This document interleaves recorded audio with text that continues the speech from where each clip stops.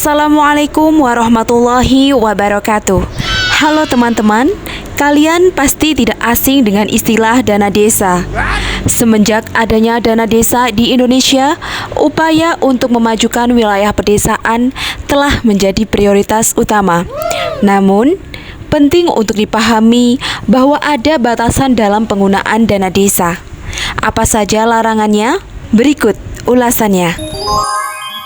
Perlu diketahui, dana desa adalah dana yang dialokasikan dalam APBN yang ditransfer ke desa yang bertujuan untuk mendukung pendanaan penyelenggaraan pemerintahan, pelaksanaan pembangunan, pemberdayaan masyarakat, dan pembinaan kemasyarakatan. Berikut ini dasar hukum petunjuk teknis penggunaan dana desa.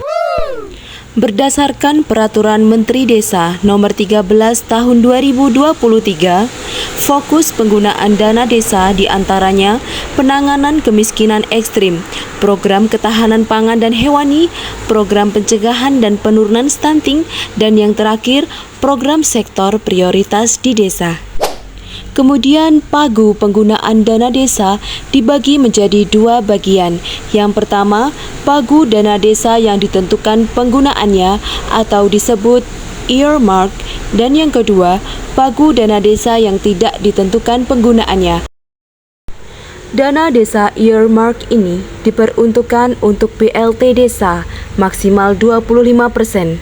Kemudian yang kedua untuk program ketahanan pangan dan hewani minimal 20%, dan yang ketiga untuk program pencegahan stunting. Sedangkan dana desa non-earmark diperuntukkan untuk operasional pemerintah desa maksimal 3%, kemudian untuk pembangunan rumah tidak layak huni minimal 2 rumah, dan yang ketiga untuk dukungan program prioritas desa. Penjelasan mengenai operasional pemerintah desa maksimal 3% dari dana desa dapat digunakan untuk yang pertama, biaya koordinasi, yang kedua, untuk biaya kerawanan sosial, dan yang ketiga, untuk kegiatan lain yang mendukung pelaksanaan tugas pemerintah desa. Dan yang perlu dipahami, dana desa tidak dapat digunakan untuk yang pertama, membayar honorarium pemerintah desa, yang kedua, membayar perjalanan dinas luar kabupaten atau kota setempat, dan yang ketiga, membayar iuran jaminan sosial kesehatan dan jaminan sosial ketenagakerjaan bagi aparat desa.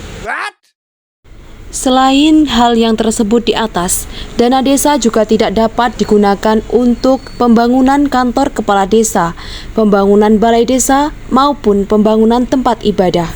Kecuali desa yang berstatus desa mandiri dengan ketentuan maksimal 10% dari total pagu anggaran, dan yang kedua diputuskan melalui musyawarah desa dan disertai dengan berita acara keputusan musyawarah desa. Berdasarkan Permendes Nomor 7 Tahun 2023, prioritas penggunaan dana desa ditujukan untuk memberikan manfaat yang sebesar-besarnya bagi masyarakat desa dalam rangka peningkatan kesejahteraan masyarakat desa, peningkatan kualitas hidup manusia, serta penanggulangan kemiskinan. Sehingga dapat disimpulkan, larangan penggunaan dana desa bukanlah sebuah pembatasan, tetapi sebuah panduan untuk mencapai impian kita akan desa yang lebih sejahtera dan berdaya. Terima kasih.